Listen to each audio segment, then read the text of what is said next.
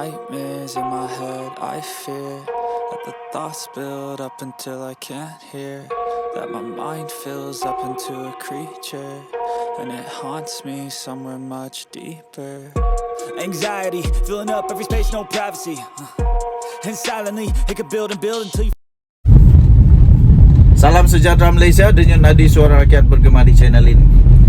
Setelah polis mengeluarkan kenyataan mengesahkan bahawa mereka menyiasat TikToker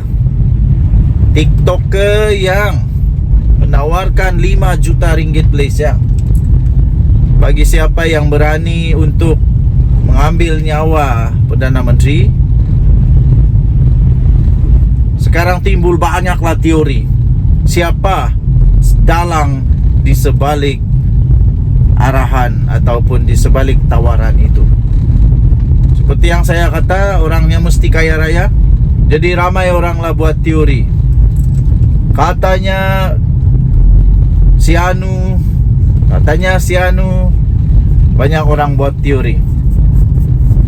Dan banyak teori yang dikemukakan kepada saya itu melalui WhatsApp lah, melalui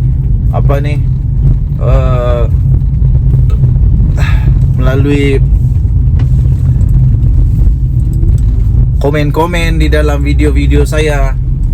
Banyak juga yang membuatkan saya pening kepala dan tidak setuju lah. Saya tidak setuju. Antara yang saya tidak setuju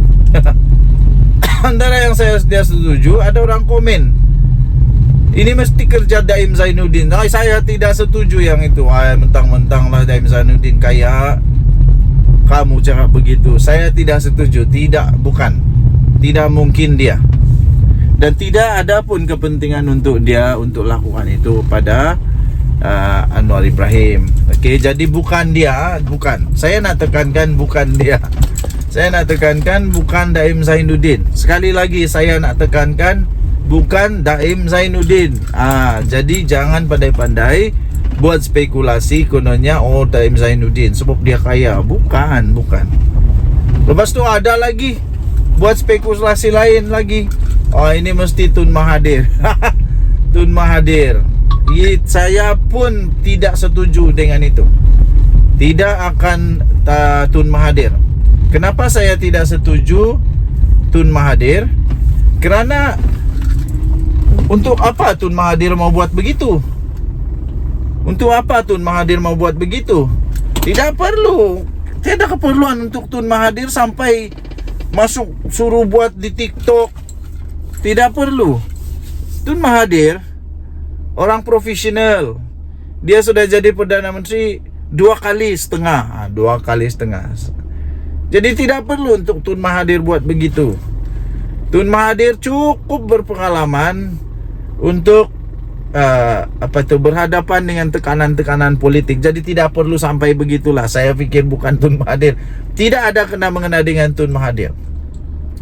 Lepas itu ada juga orang kata, ini mungkin pemimpin-pemimpin daripada PPBM bersatu.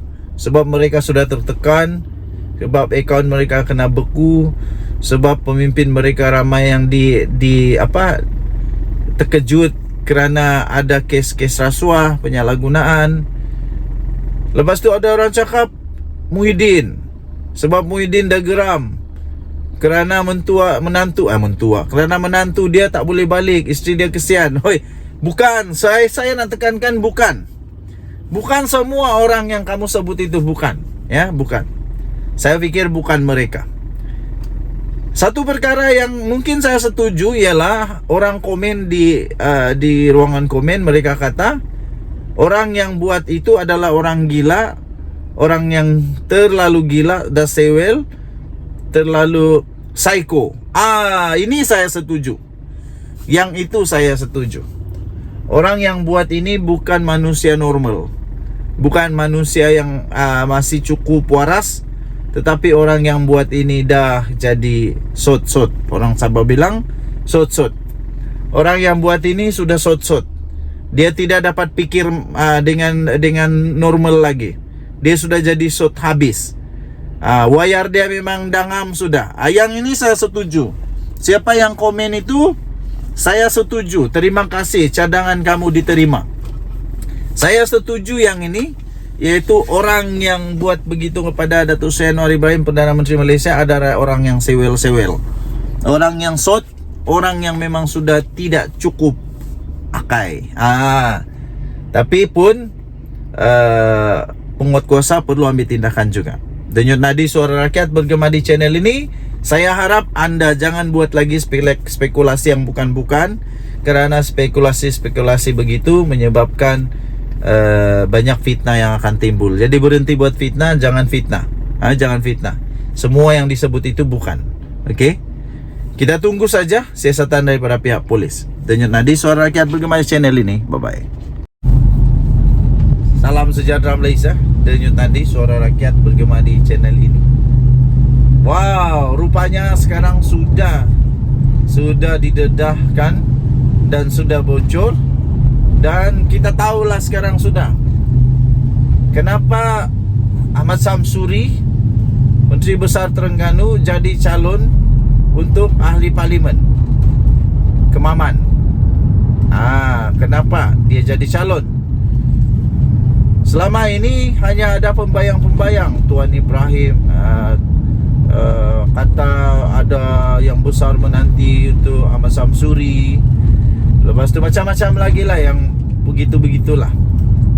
Nah, rupa-rupanya Muhyiddin sudah memberikan satu petanda pembayang yang besar. Kenapa Ahmad Samsuri sebenarnya mereka mahu letak dia untuk menjadi ahli parlimen? Baguslah tu, baguslah. Rupa-rupanya mereka mahu ada pembayang bahawa mungkin Ahmad Samsuri akan menjadi calon Perdana Menteri untuk Perikatan Nasional. Baguslah tu. Baguslah. Muhyiddin yang gagal itu, Tan Sri Mahyadin Mat Yassin yang menjadi Perdana Menteri gagal itu, yang sudah trending di media sosial, yang sudah orang war-warkan bahawa menjadi Perdana Menteri gagal itu, tak ada lagi lah peluang untuk jadi Perdana Menteri gagal untuk kali kedua. Baguslah. Tahniah. Apapun saya tidak terlalu setujulah bahawa Muhyiddin ini Perdana Menteri gagal kan. Tak adalah juga. Tak adalah. Jadi Ahmad Samsuri, kalau dia jadi Perdana Menteri, baguslah. Hamzah Zainuddin pun gigit jari lah. Apalagi yang bagus? Baguslah. Tapi harap-harap dia tidak ulang balik lah. Kalau saya tidak silap, betulkan saya kalau saya silap ya. Kadang-kadang tersilap juga. Kalau saya tidak silap, dia kah? Mungkin dia, mungkin bukan dia. Orang yang telah keluar negara ketika rakyat di Terengganu dalam keadaan yang susah kerana banjir. Dia tidak ada di sana. Balik pun tidak.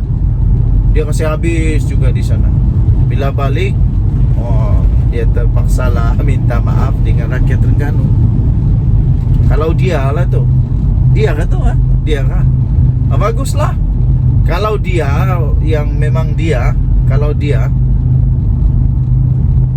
nanti kita rakyat Malaysia ada masalah, dia ulang balik begitu, siok ni, siok.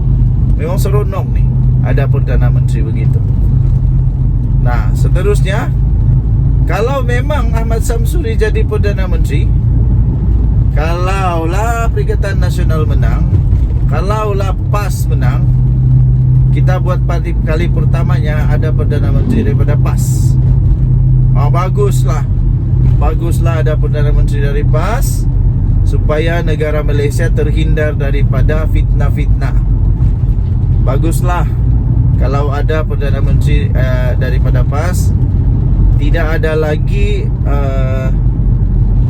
politik-politik ekstrim yang mungkin boleh memecah belahkan rakyat Malaysia, yang boleh memecah belahkan keharmonian negara Malaysia. Baguslah kalau dia yang jadi Perdana Menteri daripada PAS, supaya tidak ada lagi ekstremis agama